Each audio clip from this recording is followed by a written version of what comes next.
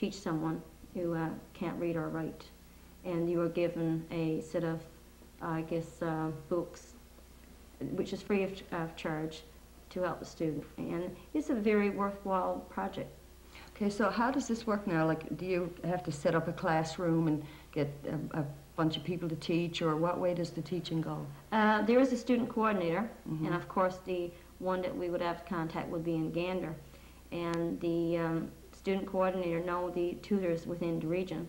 So if there's a student that contacts her, then she can put us in touch with the student, and everything is confidential. One does not have to know that he is being tutored. Okay, so you're not talking about a classroom, you're talking about one-on-one, right? One-on-one, in their home or in your home, or it can be a classroom, but just like you said, one-on-one, right? And a classroom can be available within the school if the home is not being convenient to teach the student. Okay, so you're available now to take some more students too if some people are interested. Yes, and further on in our video, I think just it's been shown it can be contacted within the area. Also, I must say that there will be a workshop, hopefully next spring here in the region. We need 10 people who would be interested to participate in being a tutor within the region, because the rate of illiteracy is very high in our area. Okay, so if you get 10 more people in the community who are willing to teach, you can do a workshop down here and you'll have lots of tutors available. Right. Okay.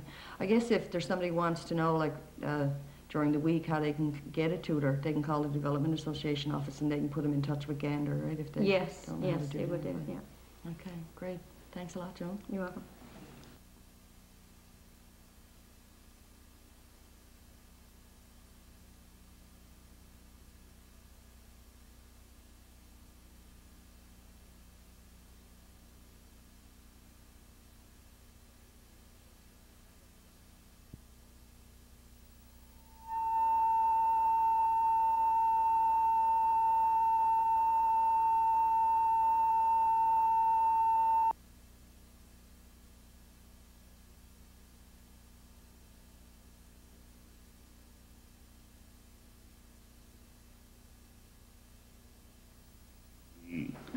Surveys that we've conducted or research we've done has shown that we've got a fair number of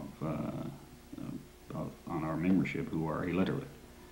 And research completed a few years ago by the Department of Indian Affairs supports what we had already known, that we had a high number of illiterate people and a majority who had very little or no education. As a matter of fact, we only had one student or one individual who had gotten as far as having a post-secondary education. So therefore we recognized the illiteracy problem and would like to address it and hopefully improve those people whose education levels are low, and hopefully that will provide them with a better opportunity to improve themselves, both physically or mentally or socially or whatever. And I strongly encourage people to learn to read, and by taking a role as teachers in private homes. And we could make our halls available if that was required sometimes, perhaps for a class, people wanted to come together to learn. I don't know what else we can do. But we're open to suggestions. If anybody has any suggestions that we can help in any way, because that's part of what the church is all about, loving one's neighbour and helping them in concrete ways. In regards to the adults in the area now, Mr. Pittman, is there anything that the school can do to assist the adults to improve their reading and writing? During the daytime, I think it would be very difficult, as our school is relatively small, and I don't think it would be, even though it seems to be happening in some places where you do have some adults coming to school during daytime for some classes per se. Right now in our situation, I don't think that would be ideal for us. But I've always believed in adult literacy classes. As a matter of fact, at one time when I was teaching in Labrador, I did teach English and science in those classes and enjoyed it thoroughly, because the people at that age are more mature, and if they do come to those classes, they come for a specific reason, to learn. And most, I say most, I say you have a 99.99 success rate. I think it would be excellent if we could get it going in this region. And I may be doing a university course this fall, the winter, but I did indicate to Mr.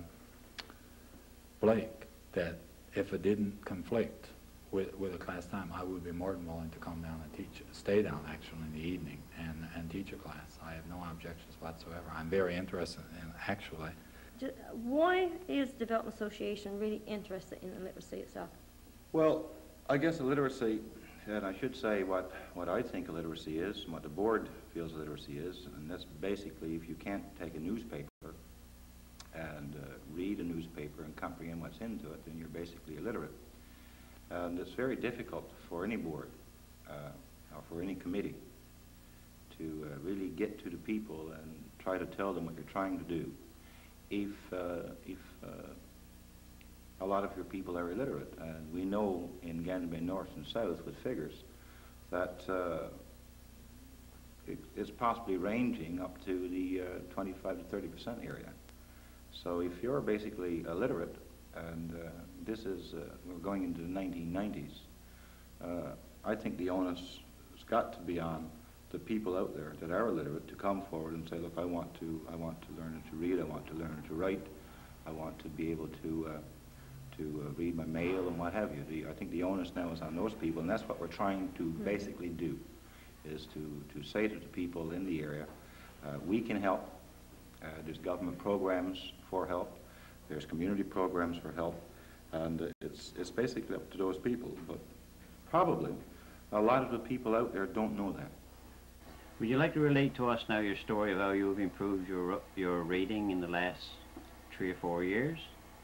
Well, it's longer than that since I began to read, because 15 years ago, well, the people come here with the gospel tent and set it up, and I began going to the meetings, and I got interested, and I got saved. Well, when I got saved, I couldn't read very well, and the wife can tell you, to back me up on this. When I began to read the Bible, I used to have to spell the word first. If it was a very big word, I'd have to spell it to try to find out what it was saying. And I began to read it, and I couldn't read it. I just get a scatter word here and there. I don't know, to tell you the real truth, I don't believe I could read a full verse of scripture when I got saved.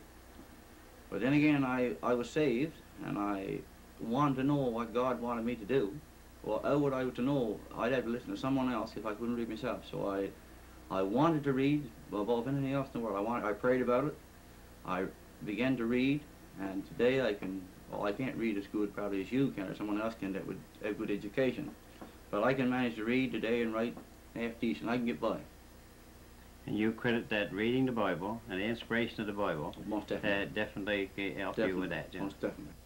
We can basically do whatever they want us to do. The board is there. I think we can arrange finances for people and what have you. There's a community futures group into this area. There's lots of money in regards to training and that and what have you. So the old gamut will be shown to the people tonight, hopefully. Mm-hmm. So, from your experience in hiring people within the area now, and the knowledge that you have, are there problems with people who have difficulty in filling out forms, like job applications and so on? Well, of course, and it's not only in this area. I've got to stress that as well. But yes, there are problems with that. I've run across problems myself where people that's 25, 30 years old and younger could not do it a personal income tax. Test. On TV1. Loud enough. That's keeping people back. If you can't read nor write in today's society, I don't know what it's going to be like in 10 or 15 years' time. Every day things are changing. Computers are all over the place now. You can go practically go into any home and see a Commodore 64 or something from Radio Shack. Calculators that the kids are bringing home from their classrooms and things like that. And if something is not done, or if there's young parents out there that can't function properly in regards to literacy, then their children is going to be affected as well. And so again, the onus is on the individual to say, the time has arrived for me to do something about this problem. So I guess that partly answers the next question. And do you think there's a relationship between the reading skills and the economy? Well, of course there's a relationship, and it's not 50-50 either. I can't see the economy of Ganderbay, Hamilton Sound surviving unless the people better themselves. You know, to better oneself is to better your community. To better your community is to better your province, and so on and so forth. And it's got to be done. If not, we're going to be the black hole of the province. There's no doubt about that. Now, what sort of role, Mr. Tuck, is the Development Association going to play to improve the reading within the area? Well, basically, I guess the Development Association's responsibility is to bring the issue to the people, and it's quite an issue. To get the people to understand that that we cannot basically go very far as a development association unless the people themselves are developed.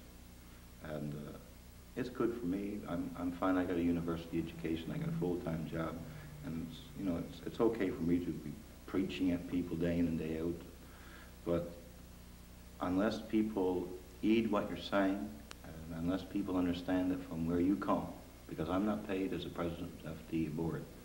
The time that I put into it, and God knows it's many hours, is free time. It's volunteer work.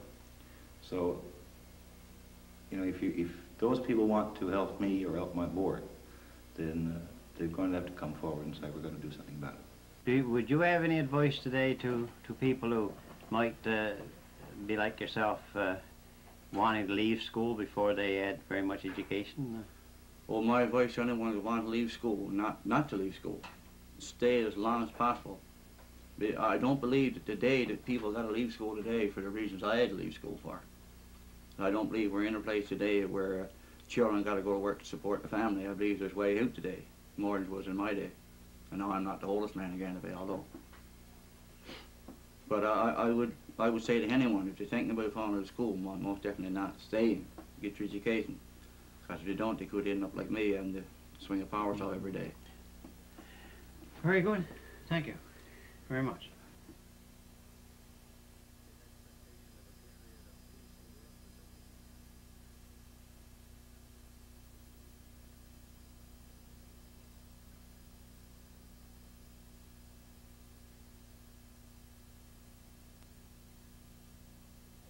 Welcome back to the live portion of our earlier. I know an hour and a half is a long time to look at people writing on a flip chart, but we hope that most of you stayed tuned, and we're really glad that you're here with us. We hope also that you enjoyed the 2 hours of pre-taped programming that was done here a couple of months ago when we were down and did interviews with various citizens about different issues in the community. The point of this part of the show is to give the people out in the communities an opportunity to call in and tell us what they think of what they've seen already, what else they'd like to see us talking about here tonight. We have representatives from different community organizations who are awaiting your calls so that they can answer your questions. And really this segment is for the people in the community, which is why we had to work so hard to get the audio on before, because without this two-way communications, that's really the key point of the whole program. We would have lost a lot, in our opinion, here this evening. So we hope that you're all going to get to your phones now and call us at 676-2995. While we're waiting for the first call, I'd like to introduce you to the people on the panel here this evening, starting over at my left. We have Frank Blake. I'm sure most of you know most of these people, but for those of you who don't, we'll do some introductions. Frank Blake. Frank is the Vice President of the Ganderbay Hamilton Sound Development Association. He's Principal of Hopkins Academy, and he's President of the Local Service District of Ganderbay North. Next to Frank is Wallace Bown. Wallace is a teacher. He's the Executive Fire Chief, and he's President of the Ganderbay Parent and Teacher Association. Sitting here immediately to my left is Don Elliott. Don is from Ganderbay South, and he's involved with the Local Service District in that area. And he's also a member of the Gander Literacy Council and a trained law-backed literacy tutor. Here to my immediate right is Eileen Francis. Eileen is Vice President of the Clark's Head Indian Band Council. And next to her is Ruth Bath. Ruth is Chairperson of the Ganderbay South Local Service District. She's Secretary of the Ganderbay Hamilton Sound Development Association and Manager of Magic Needlecrafts. And last but certainly not least is John Gillingham. John is a student at Centennial Central High, and he's been involved with this program for the last month or so, and him and a lot of his friends from the high school have been doing all the technical work and a lot of other support for the program. Okay, without further ado, now we'd like to start taking your phone calls. So remember, the number is 676-2995. Call in, let us know what you thought of the program so far. Let us know how you're picking us up, if the reception is clear, that kind of thing. Oh, we have a call. Good.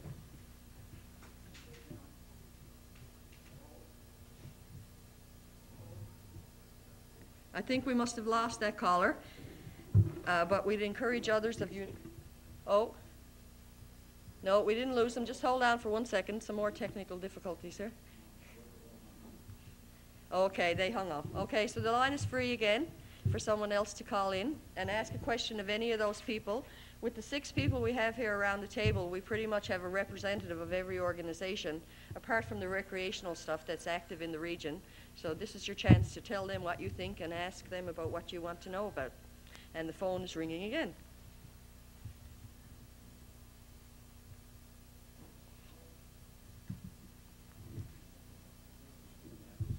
No, that one's gone again, is it? We got Calvin Francis down around the telephone. I'm not sure if he knows how to work the telephone or not. He might be cutting everybody off. So if he is, if he's answering it wrong, please call in again. Okay. Press it down.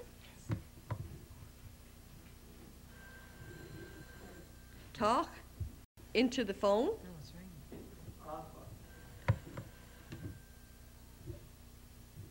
I don't know what you're telling me. Answer it down there first. Yeah. Just a minute now, folks. We get this organized here.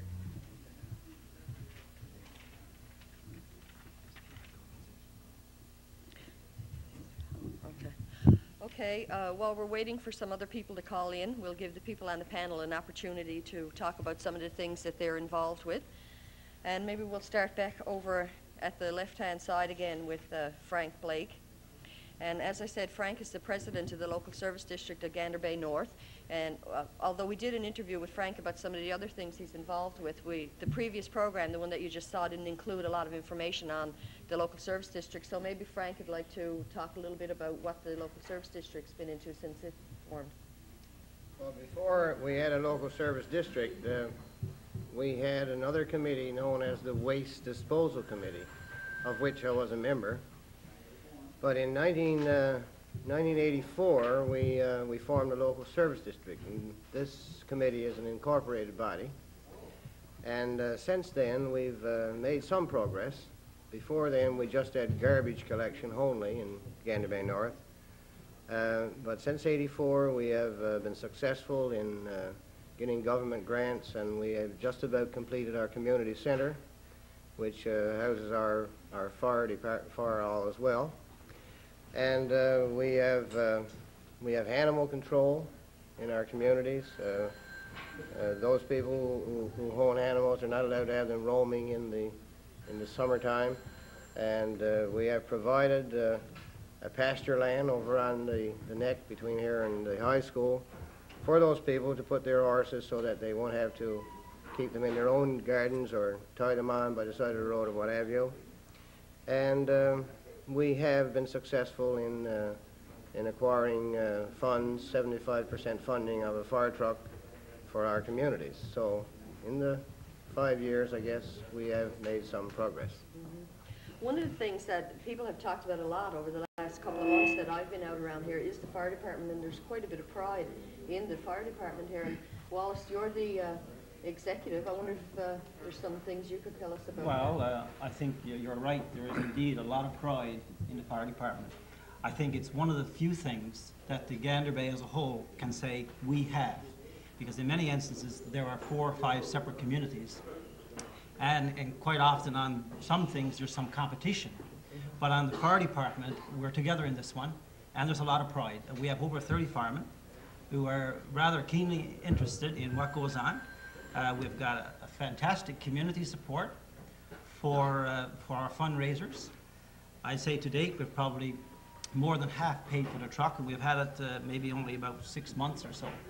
So I am really pleased and encouraged by the support that we've seen in that particular item. Yeah. I know too, that apart from you being the executive fire chief, that you're real interested in just seeing community organizations function. Why do you think that that's important?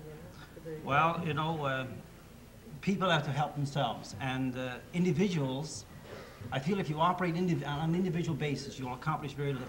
It's only when a group with a common concern gets together and voices a rather strong view on something that action takes place, you know. And this is why I think we have to have things like group committees for scouting programs. We have to have local education committees. We have to have church organizations, you know. The more organized we are, I think the greater advances we'll make, really. We wonder what you people out there sitting in your homes watching this think about the kind of comments that we're making here. You know, are community organizations important to you? What do you think of the recreation and services and facilities that are available to youth? Is there enough for the young people to do, or should we be trying to get more youth organizations organized here? We seem to be having some trouble with our phone. I'm not sure what it is. It keeps ringing and then we're losing the caller.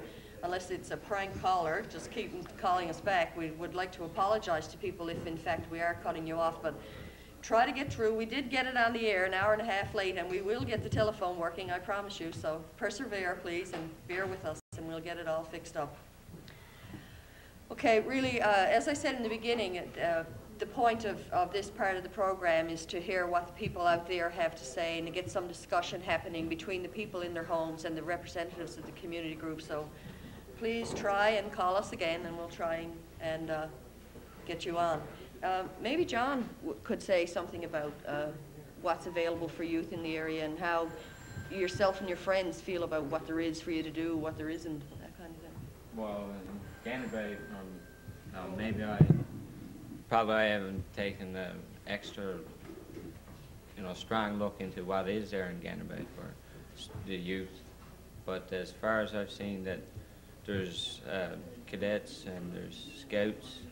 Cadets is the newest thing that's been started in Ganderbay. There's also like stuff in our school like student council bodies. There's various types, probably computer club was over there and an art club. And apart from that, most people spend their time at local hangouts or whatever. Yeah, I want to talk to you more about that, but we have a caller through, so we'll save that for a minute, John. Okay. Hello? Hello? Hello? Okay, more technical trouble. What's wrong up here? Is the caller still on the line? What? We lost it? Well, this is what community television is all about, making do with what you have and suffering through technical difficulties. And there goes the phone again. In any case, let's get back to John here for a minute. One of the things that's made this program so successful is the involvement of yourself and 10 or 12 of your friends who have been doing a lot of work for the last month. So obviously you're enthusiastic about doing things. Do you think there's enough here for you to be involved with? Yeah. Try it again. Just a second, John. Hello? Hello? That one. Hello? I'm calling to tell what I taught at the show so far. Pardon me? I'm calling to tell what I taught about the show so far. Oh, good. Okay. What did you think? That was very nice. Did you? Yeah. Yeah. Was there anything in particular that you really liked? What was I say? Well, but they were showing all the communities and that and interviewing people. Oh, so you like to see that, did you? You sound like a really young person. Are you a young person? Yeah, I'm in grade 6. Oh, well, I'm glad that you called us. Do you have enough to do around here? Are there enough youth organizations for you to be kept busy? Yeah. Yeah? What kinds of things do you do? Well, I used to go to college, but I'm out of that now, so. Mm-hmm. Too big for that now, are you? Yeah, a little bit. Okay. Well, thanks for calling. Do you have a question you'd like to ask somebody, or did you just want to give us your comments? I want to give you a call. Okay, great. Thank you very much. Stay tuned. Okay, bye. Okay, I think the technical problem was mine. I was pushing on the wrong button here. All right, John. Okay, the line is free again now. There was our first call, a grade 6 student, which is great, and we encourage people of all ages to give us a call. Maybe some of the senior citizens would have something to add about the history of the area, what they felt about growing up here and what things were like at that time. We'd love to hear from you. Gone again. Okay, what were we talking about, John? We were on topic. You were asking me about whether or not there was enough for teenagers. Yeah. I think that if teenagers really did want to play an active role, I know that myself, I jumped at the chance to get involved with this area. Yeah, okay. And students that I talked to, there's Terry Gilliams, Swanzetta Snow, Denise Snow, Loretta Otter, Connie Squires, and Joyce Squires. All of those people were, more enthusiastic when they heard about a chance. Probably it was not all about getting on television or whatever, but just getting a chance to get some experience, something new to the youth of Ganderbay. And as soon as we got involved with it, it's almost like we fell right in love with it, as if, if we could do this anytime, it'd be a great thing. And I think that if more teenagers probably seen we have an audience here tonight of teenagers, and I'd say that more than one of them would probably jump at the chance next time to get involved. Okay, I think we have another caller. Hello? Hello? Yes, hi, you're on the air. Yes, I'm calling from Clark Theatre. I've been listening to your program and I enjoy it. Good, I'm glad to hear that. What you are going to do with the students that are dropping out because there's no help there in the school for them. Mm-hmm. And I'd like to speak with Mr. Blake. Mr. Pep, I think. Okay, Mr. Blake is here. Mr. Blake. Okay. Yes, ma'am. Okay, I don't think you're going to be able to hear his voice, but he can hear you. So if you have a question, you ask him and he'll answer you, okay? know if there is something going to be done for the students that is dropping out because there's no help there in the school for them. Because I had a son drop out in September. I'm calling from Clark Theatre. You're calling? You recognize my voice. Maybe I do, but... Just a minute, Frank. I think that in order for you to hear Frank, you're probably going to have to listen to your television because he's too far away from this. So do you have your TV handy there? Yeah, okay. Okay, so he's going to answer your question now, ma'am. Thank you very much. Well, I'll try to answer it. Of course, the right person would be the principal of the high school. Yes. But I'll try to do something in his stead. I think we have actually started something in Ganderbay that will help to alleviate the dropout problem, namely our preschool program that we have going. And there are things that we can do for those that do drop out through adult and continuing education.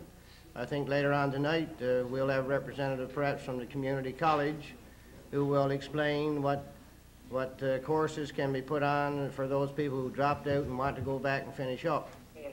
Other than that, that's about all I can tell you at the moment. What I can't understand is that they can find a classroom for the 4-year-olds and find teachers there, and yet the 16-year-olds, that they can't find a teacher in the classroom that has problems learning. Now, I took my son to St. John's, and I was told there he could get his education with special help. But I can't get it there in Ganderbay. I can appreciate what you're saying, ma'am, but as I said, I'm only in the elementary school and I can't speak for what happens at the high school. Yes. Okay? Okay, thank you very much. Just a minute, ma'am. Maybe Mr. Bound might be able to add something to that because he's a teacher as well. Is there anything that your school is doing about retention, that kind of thing? Well, not a lot. Not a lot. In fact, the number of instances where kids truly want to attend school and the accommodations are not there, there are not many of these instances. Granted, if there's one, there's too many. But generally, these students leave school and it's out of absolute disinterest, really. And I don't know if there's enough things in the world you could do that would keep them there, Oh, this is wrong. Well, I'm sorry about that because I had my child at a school. When he came to school in June, they wasn't sure where they could place him, so they had a week in school after school started before I could take my child back and see where to place him. And we discussed that we would keep him in grade 9, and a week. So he went and he took his grade 9 over again for a week. And when the week was up, they wanted to place him in grade 10. Now, to me, this is disgusting. Yeah, I would agree. You know, people are hurt by all this, no Yes, doubt. I believe, and here's my son walking around, you know, just when he watching TV, just more or less in the woods, set snares, which is, to me, is a crime. When he should have had the qualifications there in school to give him his learning. Yeah. See, schools are not in a position really to offer a lot of special This services. is what is wrong. I think parents that got youngsters like this should sue the government. Okay? Thank you. Thank you very much, ma'am, for your call. Okay, if any other parents out there would like to call in and discuss other aspects of the school system, please feel free to do so.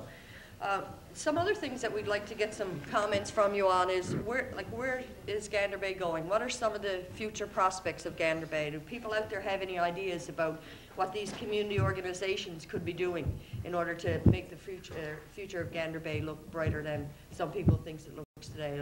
Call in and share your ideas with us. Okay, we have another caller. Hello? Hello, Dwayne. What? Yeah. Wayne's Point. Yeah? Did you want to make a comment?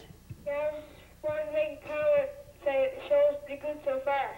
Okay, good. Are you going to stay tuned and watch the rest of it? I think so. Okay, is everybody watching it at your house? Yeah. Okay, we're glad to hear that. You got any questions you want to ask? No, I don't think so. No? Okay. Okay, thanks a lot for calling. Bye. Okay, bye-bye. Bye. Well, it seems like the young people are really active out there tonight. It's great to hear from them. It's nice to know that so many of them are watching the program there. Again, keep trying. We only have one line here, so it might ring busy the first time that you call, but we're anxious to talk to you, so just keep trying. And okay, another caller. Hello? Yes. I like to speak on education. Okay, great, ma'am. Go ahead. We moved here 15 years ago, and at the time we moved here, I moved from Goose Bay. My boys were put in special ed. Then at the time, I thought it was because they were low on reading. Well, they went through 5 years here in special ed. I thought I got one of them in grade 9. The other fellow dropped out because he didn't like what he was doing in special ed. He said it was no way in the world could he learn. After he dropped out of school, he went to Alberta. Now, he was off and on to Alberta for a few years. 2 years ago, he went to Alberta and stayed there. Last year, he went back to school to take grade 9 and 10 last year. This year, he took grade 11 and won a scholarship, and I'm proud of him. Well, that's If they couldn't do it here in Ganderbay, they wouldn't even give him a chance to put him in grade 9 here in Ganderbay. So that'll let you know what our school system is here in Ganderbay. I don't give much for it. I'm going to be honest with you. I don't give much for it. No. The special ed class should never be. Because if I had my time back, my boys would have never went in special ed. I don't agree with it. I don't think it's necessary. I'm not really sure of this, but I think that they have all the students integrated now. Is that right, Frank or Wallace? Do you know? Yeah, there aren't any more segregated special education classes. There are some. Thank God for that. I know my son did it, and I got the biggest surprise in my life 2 weeks ago when he called me and said, Mom, I won a scholarship for grade 11. And here in Ganderbay 5 years, and we was fighting to get him out of special ed into a regular class, which we did get one, but he still didn't go back. Now, it would be great if they had upgrading here in Ganderbay. My other son would go back. Yeah, okay, well, hopefully. But right now, I would say they got nothing here. Yeah. Well, the next panel that we're going to have, Mike Mackey from the community college will be on it, and he has the resources to get the upgrading courses on the go. Now, you're about the 4th person who said in the last few weeks to us that they wish there was upgrading. So hopefully, if we can get enough people, I'm sure that Mike will be able to give you some positive news about what can be done here. And I'm enjoying your program very much. Well, great. And call back and talk to Mike when the next panel is on, won't you? Okay, thank you very much. Thanks a lot for calling. Bye. Okay, bye-bye. Okay, did you get to finish what you wanted to say about the... Well, I could add a little more to it, I guess. For the say to the lady who just called, there aren't any more segregated special education classes, not in our school system. We do have some children with special needs, but we integrate them into the regular classroom, and the special teacher goes in and helps out with the regular teacher. It's a much better system as far as I'm concerned. I think that there's been quite a few improvements in the whole education system in the region over the last several years. Can we have another caller now? Hello? Hello. Yes? I'd like to congratulate everybody on a job well done. But I want to forward my question to Mr. Blake. Okay. I think you introduced him as the president of the Rural Service District. Yeah. Okay, does that apply to the Ganderbay South area as well? No. He's Ganderbay North. But Ruth Bath is here with us on the panel as well, and she's now chairing the local service district of Ganderbay South, so maybe Ruth could help you out. Okay, I'll forward my question to her. Mr. Blake mentioned that we have animal control in our communities. I think we're supposed to be having it in Ganderbay South, but we haven't seen any proof of it here. Horses is a real problem, and they've really caused a lot of trouble around here. So I'm just wondering why, if we've got animal control, it's not put into place on this side of the bay as well as on the other side. We're working on that now, and it will be something done over the winter months. Will be something in place by the spring when the horses get out on the go again. So there shouldn't be a problem with them in the spring then? No, we hope that it won't be. Okay, thank you very much. Okay, thanks for your call. Bye-bye. Bye-bye. Obviously, you know, when there's so many community organizations on the go, it's really difficult for the public to be informed about everything that all the organizations are involved with, and that's another good thing about this panel here tonight, is that you can ask things like that, because the people in Ganderbay South mightn't have known, outside of who's on the local service district, that you've been working towards that, eh? Okay, we got another call. Hello? Hello. Yes, you're on the air. Yes, I've really enjoyed your show tonight. Thank you very much. Okay, one thing I wanted to say on this was, I think there should be water and sewage here in Ganderbay. I think that's something should be here. Are you in Ganderbay North or Ganderbay South? Ganderbay North. Ganderbay North. Okay, maybe Frank would like to talk to you about that. Okay. I wish we had water and sewer in Ganderbay too. We've put in a lot of effort into that problem over the years, but we always come up against a stone wall in the end. First we had a water committee, and we had a survey done and found out the cost, but then we were told that we couldn't qualify unless we were a local service district. Now we have a local service district, and we went through the same procedures again, and now they're telling us we don't qualify for government guaranteed loans or grants for water and sewer unless we are a community or town council. Well, why don't they get a town council in Ganderbay? We have made 2 attempts, surveyed the people in Ganderbay North, and both times we came up with more against than for, or not enough for to go ahead with it. But we're still trying. I don't know why that is, because that's something that's really important, water and sewage. I mean, there's not many places in Newfoundland that don't have water and sewage. Yeah, that's true. Well, maybe you'd like to give the local service district a hand now, and you can find out and maybe talk to the people about getting a community council if it's really important to get water and storage, and that's the only way you can do it. I'm sure Frank would love to get more people involved with the local service district. Well, I think they should try something else anyway with the public. I mean, get people to sign petitions or something, Mother. You know, to get water and sewage. Okay. There's lots of ponds, you know, in the back. You know, big ponds that, you know, may be lovely water. You think that's a problem for a lot of people in these communities? Yeah, I think so. I think that's something that should be here. I think more than anything else. Should be water and sewage. Okay, I'm sure Frank is going to take note of that. And you keep after him, eh? Because, you know, I think there's money spent on, you know, like the fire department. Now, how are they going to use the fire truck? Like, can they use it with salt water? I mean, in other places, they have to have fire hydrants. I mean, there's no such thing as that here because there's no water. You're not hooked up to water. Well, let's ask Wallace that now. Well, okay, to answer your question, I guess, we can use salt water. That is not a problem. Of course, here when the tides are out, you have to go out in the bay quite a long way to get the salt water, but we're equipped to use salt water. And indeed, when the bay freezes over, we'll have an electric, or I'm sorry, a motor-generated hogger to to get the hose through the ice, and we'll use salt water. Don't you think, you know, by the time you do all this, don't you think if there was a house burning, don't you think you'd probably be burnt down before all this is done? Yeah, I'm afraid that might be the case in more often than not. I think your greatest protection might be perhaps against losing your house because the one next door is on fire, you know. Certainly we can prevent perhaps the house next door from burning. But by the time the call comes through and the truck, as you said, gets the whole in the ice out in the bay and everything is all set up, more often than not, you're going to be right. Don't let it put that. Yeah, but if we had water and sewage, we would be able to have fire hydrants. Oh, definitely, yeah. Sure. And that would solve that problem then. You wouldn't have to worry about cutting holes through the waste or anything. You know, it's just hook it up and, That's right. and go. I mean, it'd be all ready.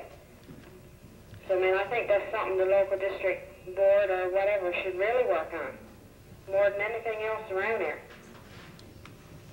Okay, ma'am, thank you very much for your call.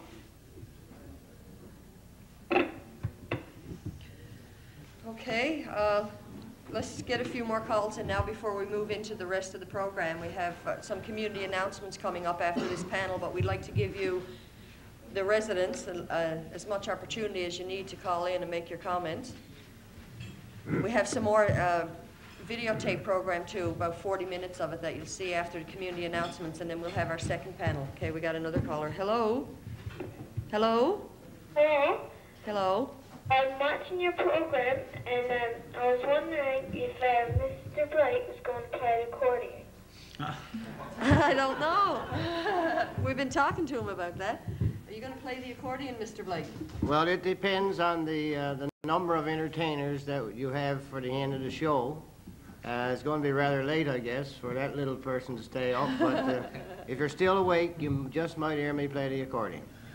And if you're still up when the entertainment starts and he doesn't play, you can call in and ask him again, okay? All right. Okay, thank you. Bye. Bye.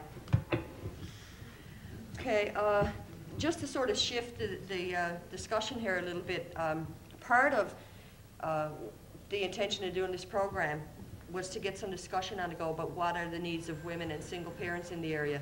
And Eileen has been involved with doing some research around those needs.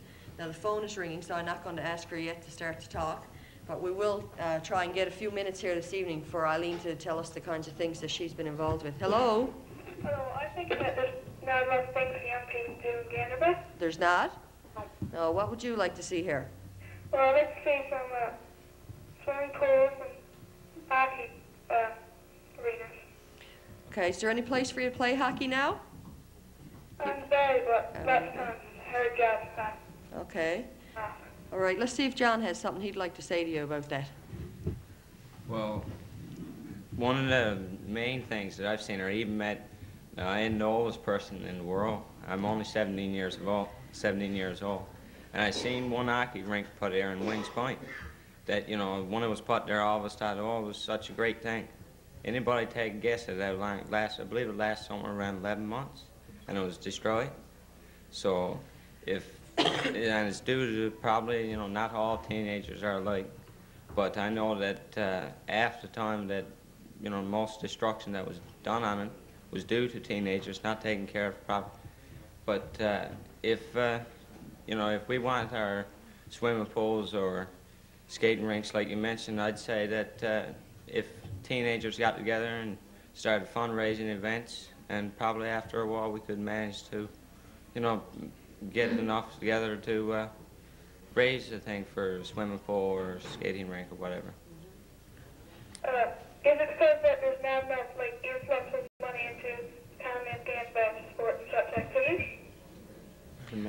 We didn't hear that. Can you repeat that, please? Is it because there's not enough influx of money into the town of Ganderbay, sport, and such activities? Okay, did you get that? Yeah, well, maybe that's the case. I know a place such as Gander, where there's a bigger population, that it's much easier for them to get access to the money, and that raise the money to provide themselves with a swimming pool or whatever. But indeed, now, they got on a larger scale, they got, if we were to put a swimming pool or a skating rink in Ganderby, I think that there's enough teenagers, enough people there, and the economy would support it if, you know, if it was put in at the right way. Okay, thanks a lot. Okay, You're thanks welcome. for your call. Yeah. Okay, maybe we can sneak in a minute or two here to have a little chat with Eileen about some of the things she's been doing, but the phone keeps ringing, which is wonderful, because Eileen can talk about this next week if we don't get it in this evening. That's right. Okay. Do you want to try and start, and we'll see how far we'll get this time, Eileen? Okay, so where do you want to start? Well, what kinds of stuff were you involved with single parents? Well, not too much with single parent. Well, I suppose on some scale I was involved with single parents. I was doing, well, basically for 2.5, 3 months this summer I was doing a daycare survey. Okay. And what I found is that most single parents, when it comes to time to go out and look for a job and whatever, they have problems with having, you know, somebody come in and take care of their child for them. And the questionnaire that was done up by the Federation of Different Indians, was just basically one sheet. But the questions were straightforward things. And most of the parents that I did interview said yes to daycare centers. And even though, now something else I did find was, even though that there's not a lot of handicapped children in this area, I think what I did find, I think there's 7. And even parents who didn't have handicapped children said yes, there was a need for either an handicapped daycare center or some kind of center for handicapped children to, well, I guess sort of give the parent relief where they could go shopping or have a day off or whatever. Okay, now we're going to have to interrupt you again. Okay, we sure. got another caller. Great. Hello? Hello? Hello? Yes, you're on the air. Yes, I'm calling concerning the community audit building there in Annapolis. And, like, they spent $45,000 onto it, and there seems to be, like, very little done with it. Like, when are they going to start, you know, working on it again or whatever? Okay, who on this panel do you think should answer you? Probably Mrs. Bass can answer my question. Okay. Yes, I can. There has been another grant applied for, but there was a change in the type of grant that we applied for, so we're hoping that it will be done soon. We hope to get another grant soon onto that. Okay? Okay, yeah. Thanks. All right, thank you very much. Okay, maybe some people out there would be interested in talking to us about like the issues of daycare and support groups for single parents, or if there's a need of different kinds of women's groups in the area. So feel free to call in and let us know what you think about that as well. Apparently, from what Eileen has been finding out, there is a need for daycare in the community. So anybody who Eileen hasn't talked to who'd like to voice their opinion on that, please feel free to call us. We'll wait and see if that's somebody there on the line now. Hello? I'd like to ask John a question. Okay, go ahead. John, I'm in grade 6 now. What can I expect when I get to high school? Pardon me? What can he expect when he gets to high school? Well, you're asking the right person. Yeah, well, when you reach high school, you're going to definitely have to put more work into your studies. It's one thing you can expect right away. You won't be able to, you know, to me, when I went to Centennial at grade 7, my eyes just about fell right at me because it was so big a surprise. Like, it was a totally different atmosphere. Work was to be done, and there was no slacking to it. I know at Ackman's Academy there's probably no major difference. But when you get into grade 7, you move from 7 to 8 to 9, you'll find that you're getting more advanced studies, and there's probably a few more interesting extracurricular activities that goes on there. I know that there's a basketball team that everybody loves to get on when they reaches the high school. And from that there's more people over there that you're going to be associating with, that you're going to have problems with. And I know that the biggest problem I had when I went into high school was that when I was in Ackman's Academy, that it seemed like there was more attention paid to, and everything was almost done for me when I was in there. If I had a problem in math or whatever, it was just look at the teacher and say, "Miss, what's the answer to this one?" or "Sir," and it was given to you. But it don't seem to work that way when you get into high school. Okay? Yeah. Thank you. Bye. Okay, we had one caller say that there should be some upgrading courses available here in this region. What do other people out there think? Is there a need to get some upgrading courses on the go? Should we be starting to look at having some basic reading courses here? Can you call in and let us know what you think about the education services that you'd like to see enhanced or improved or made available here for you?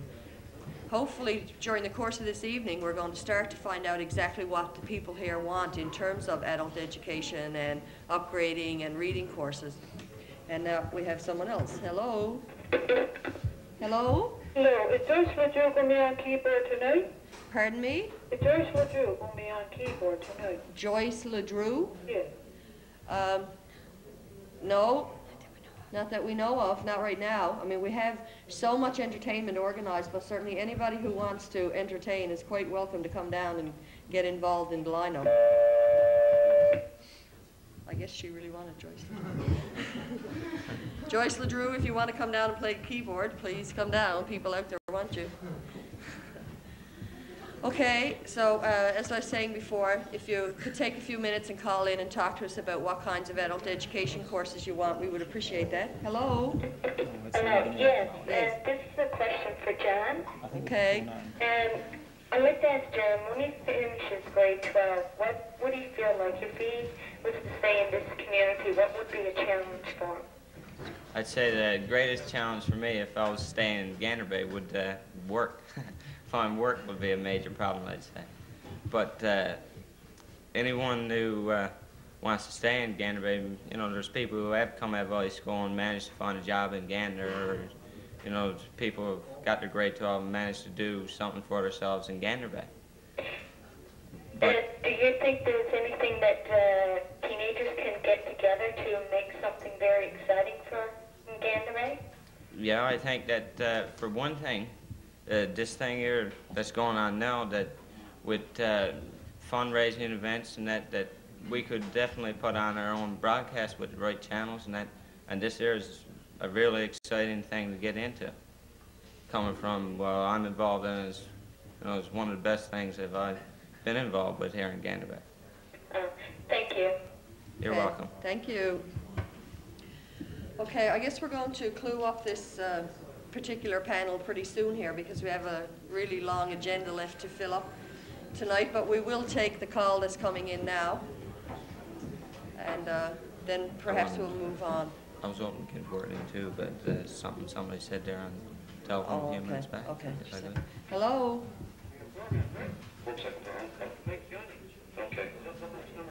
Okay. Will I take? Yes, we take. Hello? No, okay.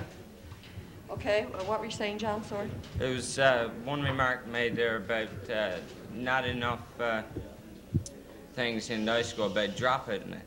I know that at the earlier part of last spring, that for me, I was definitely thinking about, you know, I was in grade 11 and I said to myself, I said, well, what am I going back to school for?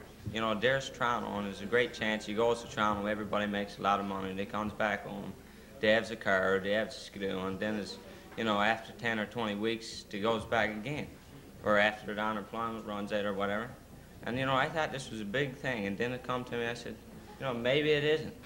So I said, I'll give it a try, and I looked around, and then somebody spoke about a while ago that schools aren't doing anything for the dropouts.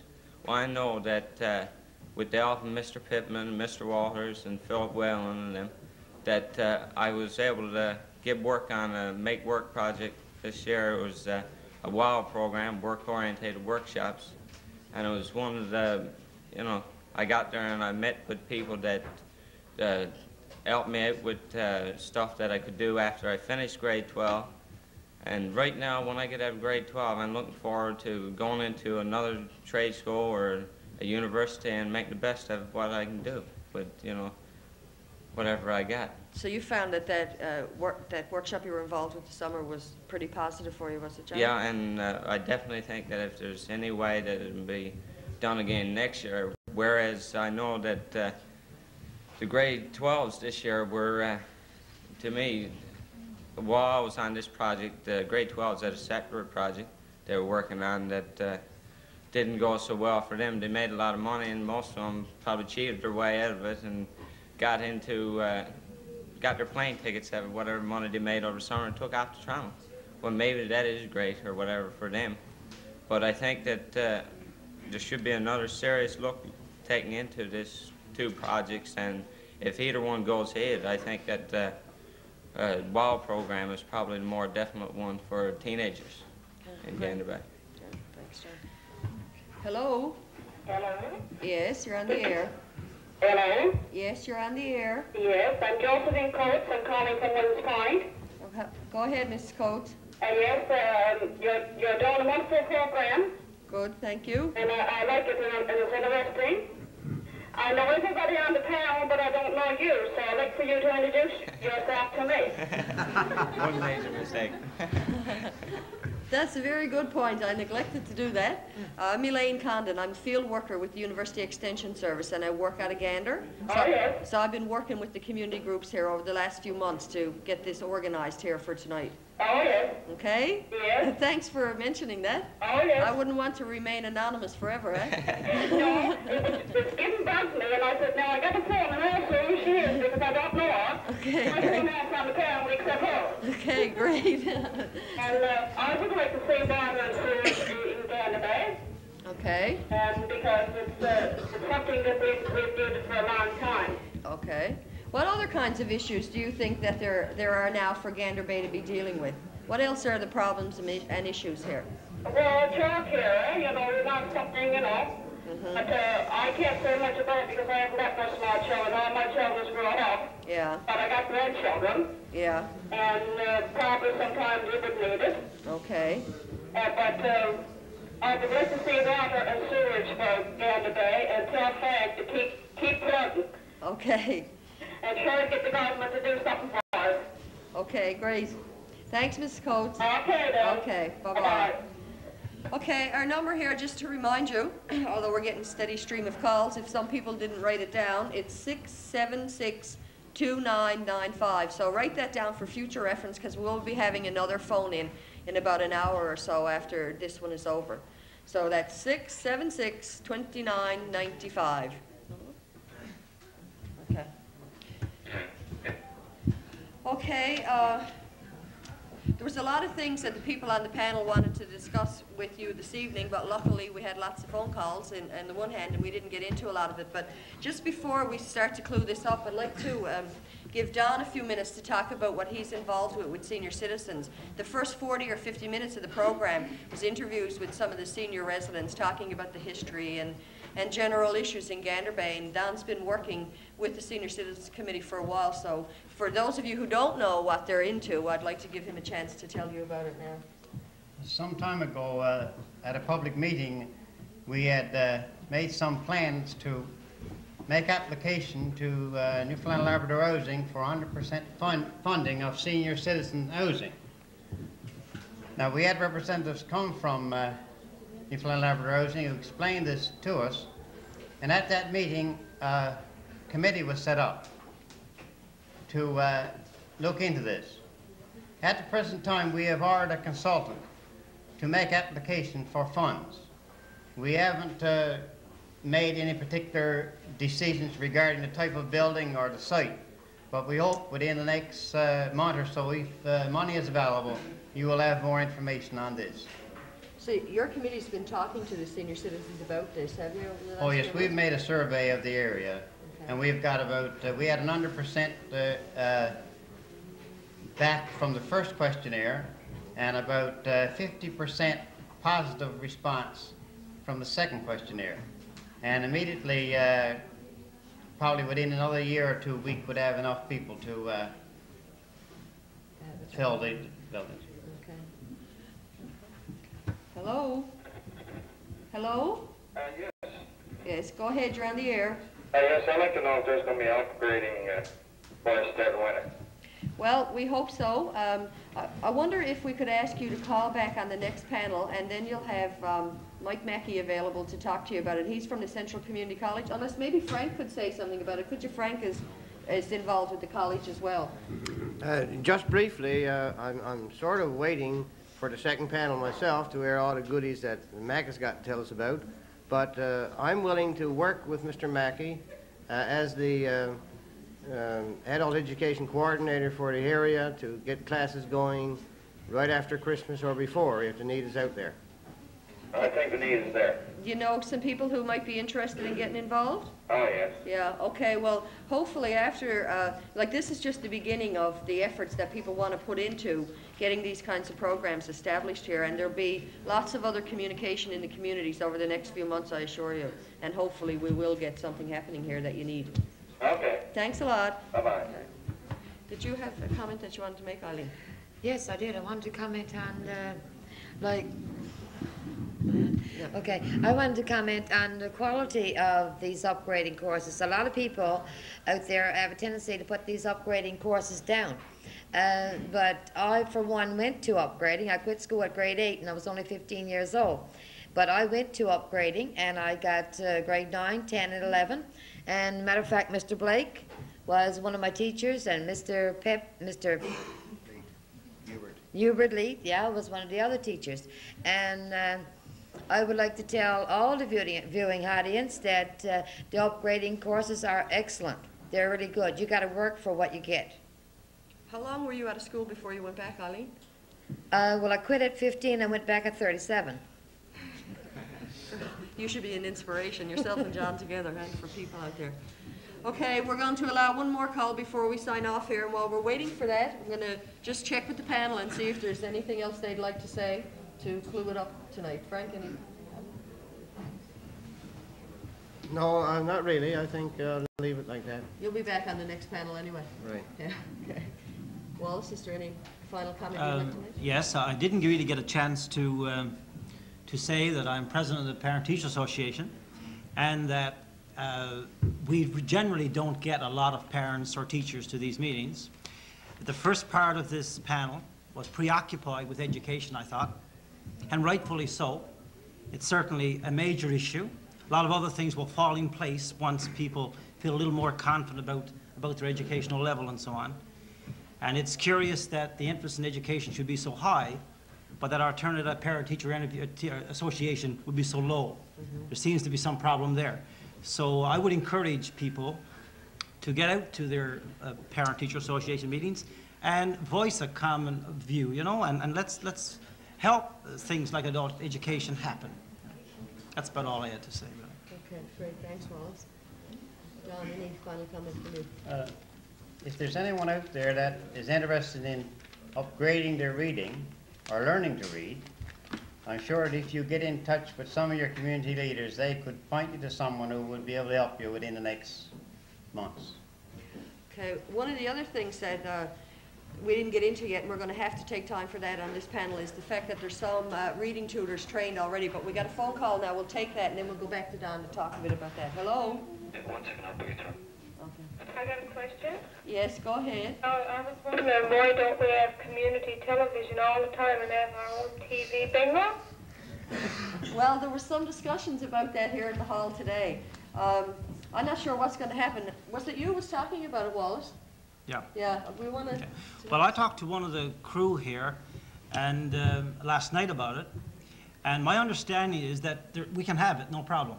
What has to happen is some organization, perhaps a parent-teacher association, perhaps a church group, they purchase a camera, a VCR, and some sort of a modulator, I guess it is, yeah. And with these purchases, which might amount to perhaps close to $3,000, we can then feed into the N1 system and have a community channel that would operate so many hours a day or so many a week or whatever it is. Somebody, of course, would have to take responsibility to actually do the operation. But it's at that cost, time and money. Yeah. And some organization should pick up on it. It's a good thing. Yeah, and if you had TV bingo, you could pay for your Sure, really TV bingo. Yeah. The farmer could make a fortune, yeah. Well, after this last month, there's an awful lot of people in Ganderbay excited about continuing to do this kind of work. So hopefully that you will get your own community channel here that you can have access to anytime. Yeah. What about the fire and the firemen? Yeah? What about the fire? Yeah, what about the firemen? You think they'd be a good group to sponsor the channel? Yes. Yeah? Because Wallace Bang, I know, is the first one that came up with the idea. Yeah? Well, there you go. I'm one of the fireettes. You are you? Well, you and Wallace now should get together after this is over and decide how you're going to go about doing that. Yeah. Okay? Okay, thank you. Thanks a lot. Bye. Bye. Okay, John, we didn't talk at all about the law-backed literacy. I wonder if you could take a couple of minutes just to tell people about that. Well, it's a system whereby a person can be taught with a tutor on a one-to-one basis, or where there may be 4 or 5 people as a group would like to be taught. And many people under this system throughout the world has learned to read. There may be some people who learn to read for a while in school, but now they might have forgotten, or they might have given up reading, and they want to get back to be able to read the magazines or their Bible or whatever the case might be.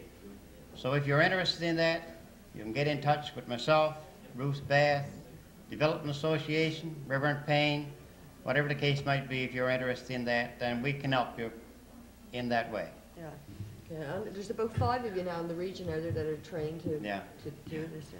Okay, so there's one resource that's available to you, anybody immediately who wants to beef up their reading abilities in the near future.